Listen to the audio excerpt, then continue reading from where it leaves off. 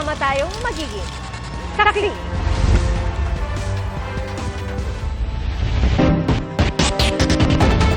Patong-patong na reklamo ang kakaharapin na isang lalaki na nang hostage sa kanyang nakababatang kapatid sa Maynila. Aminado ang suspect na nakagamit siya ng droga. Saksi, si Jonathan Andal. Armado ng kutsilyo sa isang kamay ang lalaking yan, habang ang isa niyang kamay mahigpit ang kapit sa shorts ng hino-hostage na lalaki. Ang hino-hostage tila nakikiusap sa hostage taker. Ilang beses din niyang sinasalag ang winawas-siwas na kutsilyo. Pinalibutan sila ng mga pulis. Ang 28 anyos na biktima, nakababatang kapatid pala ng 30 anyos na hostage taker. Umabot ng mahigit kalahating oras ang tensyonadong tagpo na nangyari kahapon sa Tondo, Maynila. Sumuko ang suspect pagdating ng kanyang ina. Nagtiwala sa inyo. Nagtiwala ako. Samahan niyo ako. Pagkadating po ng nanay niya ay agad po silang nag-iyakan. Sinuko na rin po niya ang kutsilyo. At yun po ay sinurrender po niya ang kanyang sarili.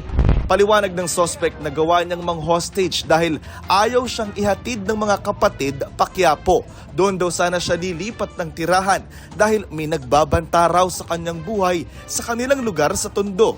Paano naman ako pag inano ako sa lugar namin, pinatay ako. Siyempre hindi nga po makaalis ng mag-isa dahil inaabangan na lang din po ako .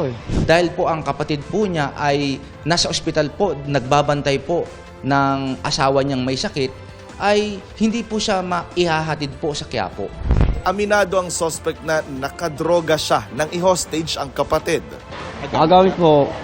Ayon sa pulisya, nakulong na noon ang suspect dahil sa illegal na droga at robbery snatching. Nagsisisi raw siya sa kanyang nagawa. Kapatid ko po pa yung nagawa ko ng gano'n. Humingi ako ng sorry. Sana mapatawad ako ng kapatid ko.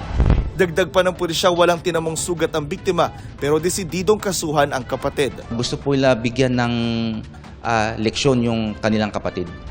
Maharap ang suspect sa reklamong grave threat, grave coercion, alarms and scandal at illegal possession of bladed weapon. Para sa GMA Integrated News, ako si Jonathan Andal, ang inyong saksi.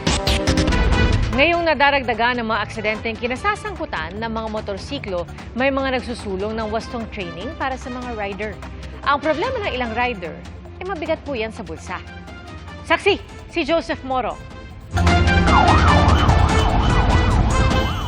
Tumila po ng motorcycle rider na ito sa bahagi ng Quezon Avenue sa Quezon City matapos bumangga sa isang taxi kaninang madaling araw. Isinugod siya sa ospital matapos magtamo ng mga sugat. Nung pagbangga sa akin sabi ko, ba't kumalabog? Nasa right lane naman ako. Mas matindi ang inabot ng isa ring rider sa Cagayan de Oro City dahil nasa uwi siya nang bumangga sa truck. Patay rin ang isang buntis at kanyang dinadala matapos namang maatrasan na mini dump truck ang sinasakyan nilang motorsiklo sa Toledo, Cebu noong nakaraang linggo.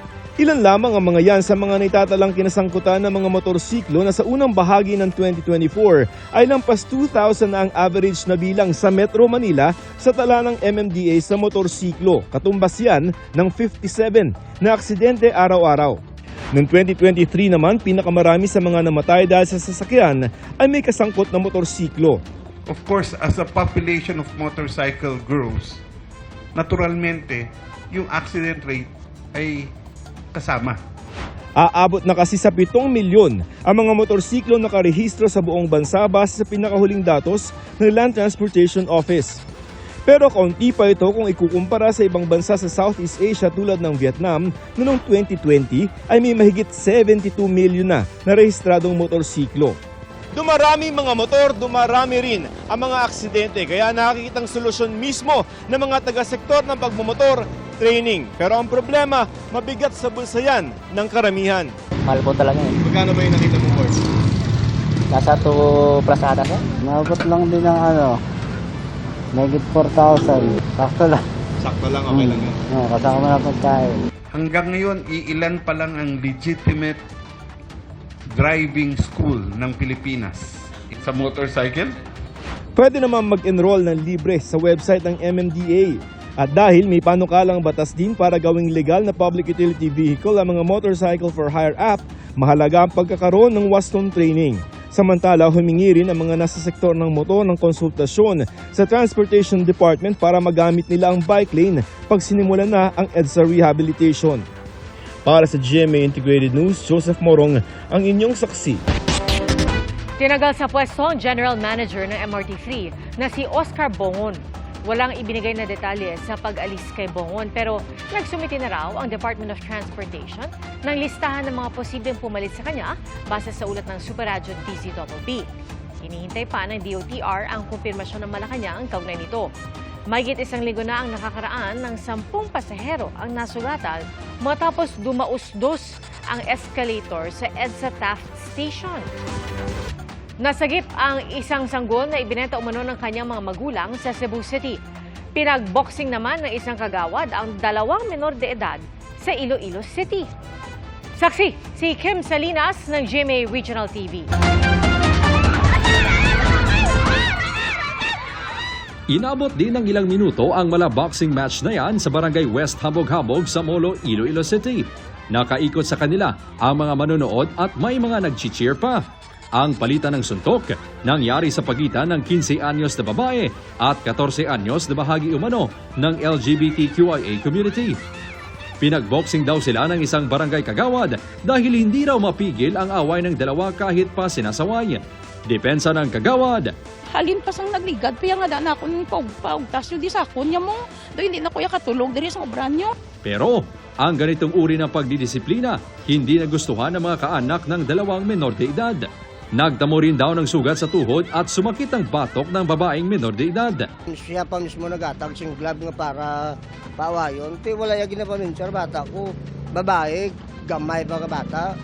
Tapos ang kontra lalaki. Nakibot lang ko nga amot to bala. Bako tama na magaripire dito nga may mga edad-edad naman eh. Siyempre naakig ka man eh. Kapangayo man ko sang pasensya ako nakasalagid man ko.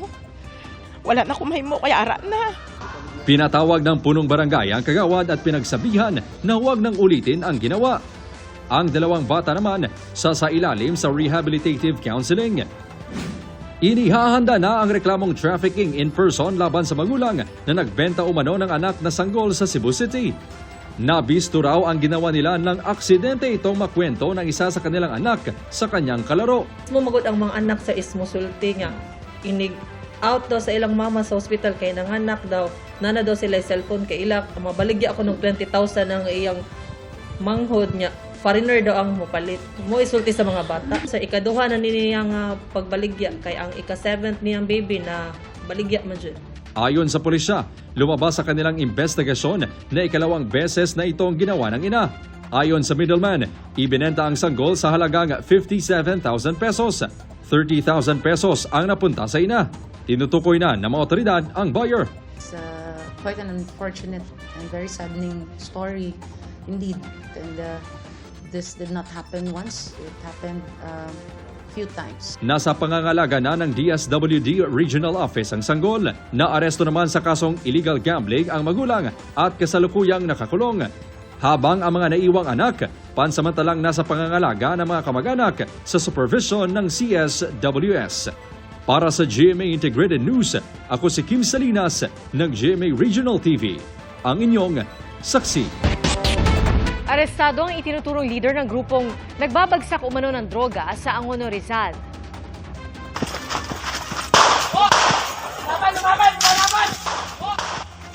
Bago maaresto, nauwi muna sa barilan ang isinagawang drug buy-bust operation ng Angono Police. Nagtangka raw tumakas ang target nilang si alias Lolo at pinaputukan ng baril ang mga pulis na humabol. Sa gitna po ng enkwentro, tinamaan sa braso ang lalaking target.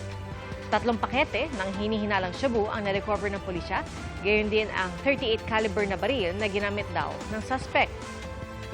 Sunod na naaresto ang asawa ni alias Lolo na nahuli raw sa akto ng mga pulis na nagbebenta ng droga sa mag-asawa. Inaresto rin ang mag-asawa. Itinagi ni alias Lolo ang mga paratang pati na ang pamamaril at sinabing itinuro lang siya nang nakaaway niya sa lupa. Tumanggi namang magbigay ng pahayag ang kanyang asawa at ang iba pang arestadong suspect. Mga kapuso, maging una sa saksi. Mag-subscribe sa GMA Integrated News sa YouTube para sa iba't ibang balita.